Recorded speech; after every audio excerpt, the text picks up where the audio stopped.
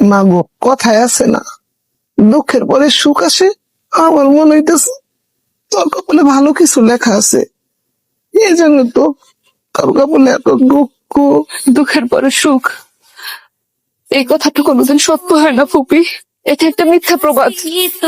আমি আমার জীবনে এত কষ্ট, এত যন্ত্রণা সহ্য করতেছি, কই সুখ তো পাইলাম না। আমি শুধু কষ্ট আর কষ্ট নিয়ে বেঁচে আছি। সবই নিয়তির খেলা। নিয়তির খেলা? নিয়তি শুধু আমাকেই দেখে। একটু সুখের জন্য নিজের পুরো জীবনটাকে শেষ করে দিলাম, কোনোদিন সুখের সন্ধান পেলাম না। জানি না কোন পাপের শাস্তি আমি পাইতেছি। আর আমার জীবনে কেন এত কষ্ট যন্ত্রণা, কেন? আল্লাহর কাছে দোয়া কর, আল্লাহ যেন তোর জান্নাতে একটা ভালো পরিবার, একটা ভালো মানুষ মিলাই দেয়। তোমার এত বড় সাহস, তুমি এই মেয়েটার জন্য আমার গায়ে ধাক্কা দিলা? হ্যাঁ মারছি, এতটুকু বাচ্চারে কেউ এভাবে মারে? অমানুষ কোথাকার।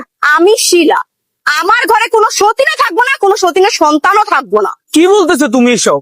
চিন্তা ভাবনা করে বলতেছো? কোনো চিন্তা ভাবনার কিছু নাই, তুমি আমার ঘর থেকে এক্ষুনি এই মাইয়ারে বাইর করো।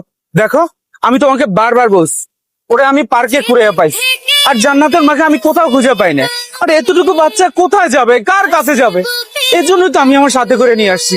আর তুমি কিনা এতটুকু বাচ্চার সাথে এরকম আচরণ করতেছো, গায়ে হাত তুলতেছো।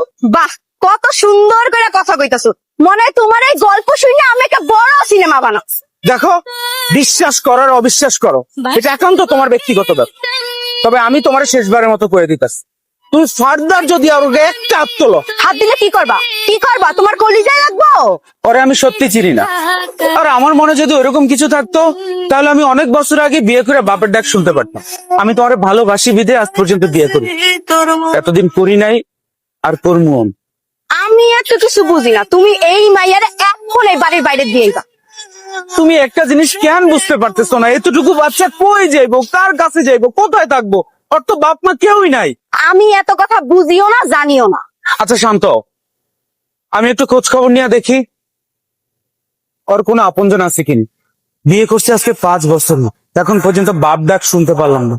আরে কতটুকু সুখে আছি এটা তো আমি জানি, একদিন সব ঠিক হয়ে যাবে।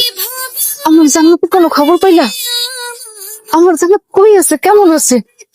কখন নিয়ে আসবা ওরে আমার কাছে? কি হলো ভাইজান, কথা কও না কেন? এখনো কোনো খবর পাই নাই। আল্লাহ গো, তুমি আমার এই কোন পরীক্ষার মুখে